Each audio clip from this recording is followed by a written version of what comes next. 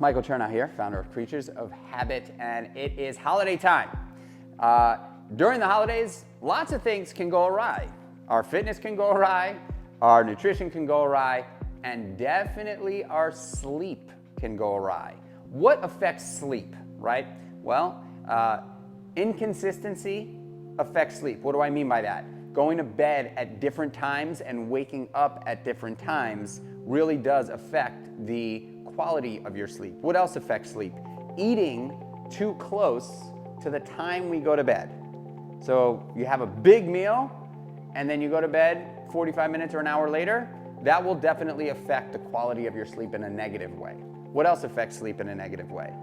Alcohol, drugs, those two things really do affect our sleep in a negative way. So, how do we combat those things? Because those things are the things that we tend to be up against during the holiday season. It's not easy. I am kind of in a blessed situation where I'm a father and a husband and I don't drink and use drugs. And I'm more passionate about how I feel than wanting to jeopardize poor sleep.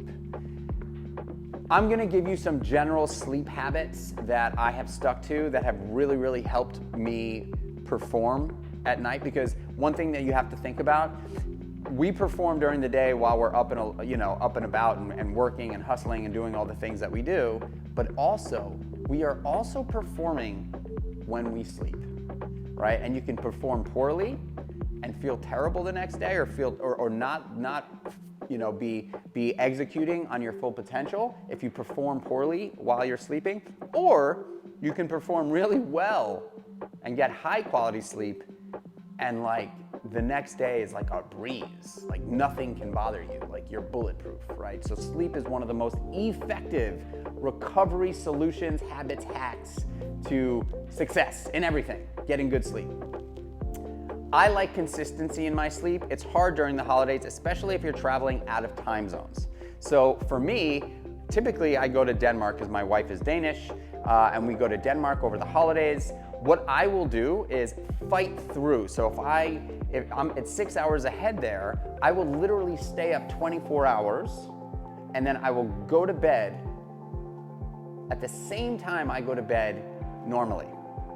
And that really kind of kicks jet lag right in the ass. So if we land at noon and I'm really, really tired because I've been up all night, that's kind of like 6 o'clock in the morning, and I've been up on a plane, I didn't really get great sleep on the plane, I will, instead of taking a nap at 1:30 or 2 o'clock in the afternoon, I will actually push it all the way till 9 o'clock. I will be exhausted, but I will push it all the way till 9 o'clock at night, and I will go to bed at 9 o'clock at night and do my very, very best to get good sleep from 9 till typically I'll probably wake up at like 4 or 5, which is around the same time that I wake up in New York. So consistency is a really, really big deal. Just understand, sometimes it's more important to get consistent sleep, meaning the time you go to bed and the time you wake up, than it is to get long hours of sleep. If you can get 6.5 hours of sleep, but you're going to bed at the same time and waking up at the same time every day, you will get better sleep than doing 8 hours of sleep inconsistently. All right, so just know, consistency is really something that's important. And if you're an early riser like me, but you're at a holiday party, you're out and about, and your bedtime gets pushed 3, 4, 5 hours, do yourself a favor. Give yourself a break and actually get those extra hours on the back end of that sleep. So instead of waking up at 5 a.m., if you go to bed at 1 o'clock in the morning, just allow yourself to sleep till 7 or 8 o'clock in the morning if you can afford that. Because sleep will allow you to perform your best in everything that you do. So, when it comes to jet lag, I like to push through. I like to push through and really, really not take a nap in the middle of the day, because I really do want to get back to my sleep system as quickly as possible. Another hack that I would say is, if you can, try not to eat right up to when you go to bed. If dinner's at 7:30 and you normally go to bed at between 9 and 10, push it a little bit, right? Like if you're done with dinner at 8:39, go to bed at 11. So you're giving your system a little bit of time to digest that food, so you're not digesting and sleeping at the same time, it never really works out. You're going to be in light sleep and you're probably going to toss and turn a bunch as your body is putting energies towards digesting food. Similarly to alcohol. I mean, if you drink until you pass out, well, you know, that's a different story.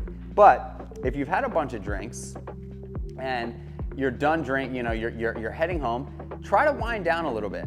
Try to give yourself a good hour buffer, hour and a half buffer between the time you get home, if you've had a bunch to drink, and the time you go to bed, so that you're not tossing and turning trying to sober up while you're sleeping, okay?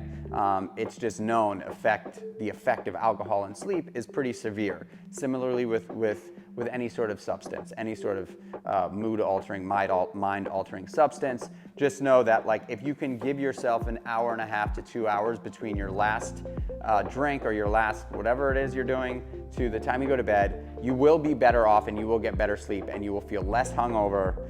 And then the last thing that I would say also when it comes to the alcohol and the substance, do yourself a favor and stay hydrated. Stay hydrated. Drink a lot of water. So if you have one drink, have two glasses of water. Every one drink, 2 glasses of water. And then when you get home, and I know like drinking, you know, too close to bed is also going to be it's going to affect your sleep a little bit because you're going to probably wake up in the middle of the night having to go use the bathroom. It's okay if you're drinking a lot. I would rather you wake up in the middle of the night to go use the bathroom than be totally dehydrated and get absolutely terrible sleep. Hydration with alcohol is super duper important for not waking up the next morning completely screwed and hungover. Those are a few hacks for sleep habits over the holidays.